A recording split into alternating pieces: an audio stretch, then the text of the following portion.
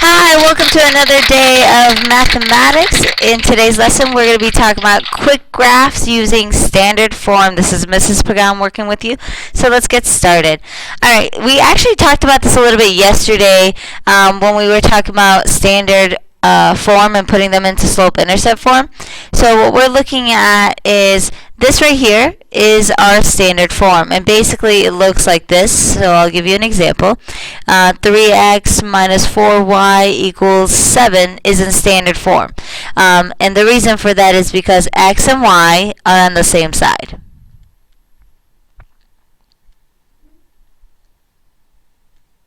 Alright, and then you can see that the number is on the other side.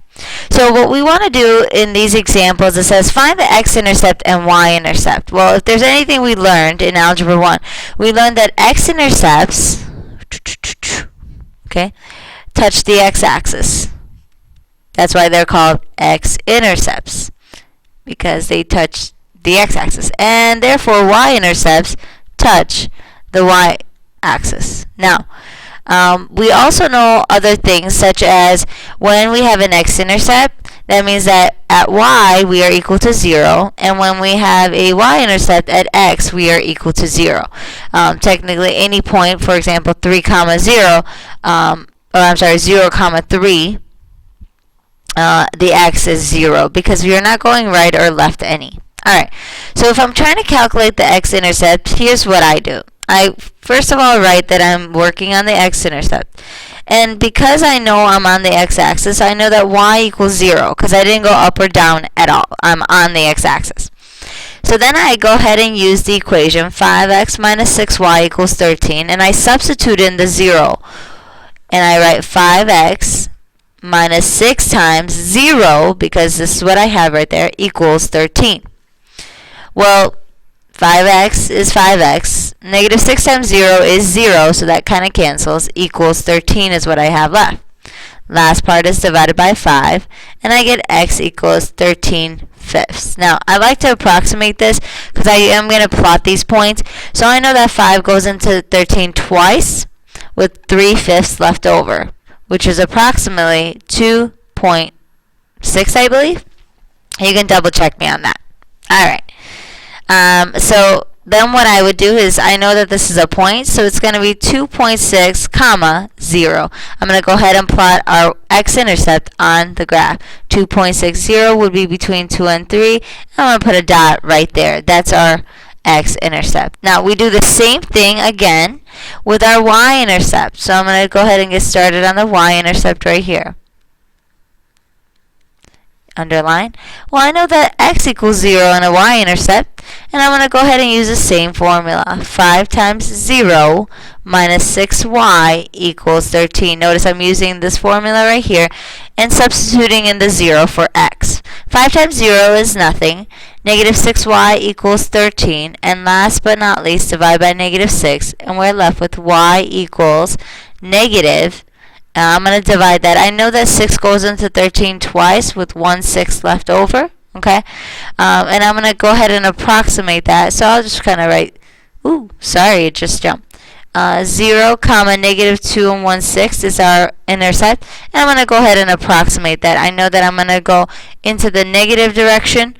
So 0, and then negative 1, negative 2, and a little bit more. So there's my point. Now, the green one is my y-intercept, and the black dot is my x-intercept. And when I connect those two and keep going, I am able to see what the line looks like. Okay? So that's pretty cool. Alright, we're going to do the same process again, just to kind of re-practice it.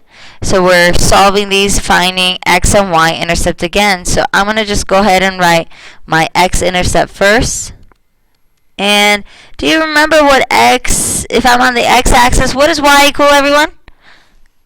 What does it equal? Say it louder. I can't hear you.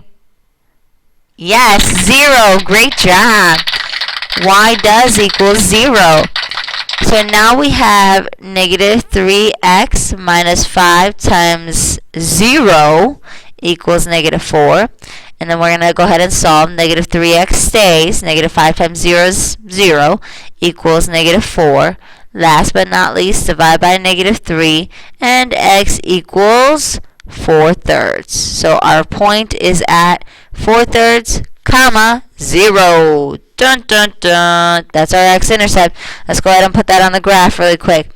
I know 4/3 is about 1 1/3, so I'm going to go over 1 and a little bit more. Here's my dot. Oops, sorry. There we go. Can you see it? There we go. Right there. It's kind of small, so you got to look for it. There it is. Alright, my x-intercept. Now, we still have to find the y-intercept, so I'm going to change colors really quick. Here's my y-intercept. And do you remember if I'm trying to find the y-intercept, what does x equal, everybody? Wait, I can't hear. Say it one more time. What? Yes, it does equal 0. X does equal 0. Great job. So we're going to go ahead and put that in.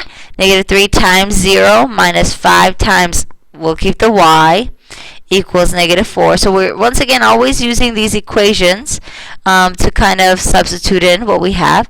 Negative 3 times 0 is 0. So we're left with negative 5y equals negative 4. Divided by negative 5 on both sides. And y equals 4/5. Now the point that we're talking about is 0, comma 4/5. Because x is 0 and y is 4/5. So 4/5 is less than 1. So I'm going to go to 0 and I'm going to go a little bit before I even get to 1, okay? And I'm going to sketch that graph using a green line. The connection of those is my line. That's what that line is going to look like. Alright, great job, by the way. Now, A and B, I think, are the toughest ones that you'll have to face. And the ones that we're about to do are a lot easier, but a lot of people get confused. So let's kind of give it a try. Now, x equals 3, a lot of people get nervous because the whole time they're going, where's the y? Where is the y? There's no y. Well, I want to kind of show you by graphing this. So we know that an x equals 3 line, I'm going to go to x is 3, so here it is a vertical line. So this is what it looks like. Okay. Now, if you look at the graph, you're going to notice a couple things. First, you should be able to tell me where is the x-intercept. Where did this graph touch the x-axis? Well, we can see it right there. There's the intercept. But this is not any intercept. This is the x-intercept. Okay. So we know that it's at 3, 0. Now, then I'm going, okay, well, where does it touch the y-axis? And I hope you're going, it doesn't, Mrs. Pagan. It really does not. And you're right. The y-intercept, okay, we don't have any. There is none. So we just say none because there isn't one. Sometimes people will want to say things like, hey, can I write something else? No, there isn't any to write. Alright, everybody, well, I just want to say great job. We do have 3 examples that we're going to go over in class. So just kind of hold on to this paper. Make sure that when you come to class, we take it out right away. We're going to get started on those 3. I can't wait to see you. Great job today.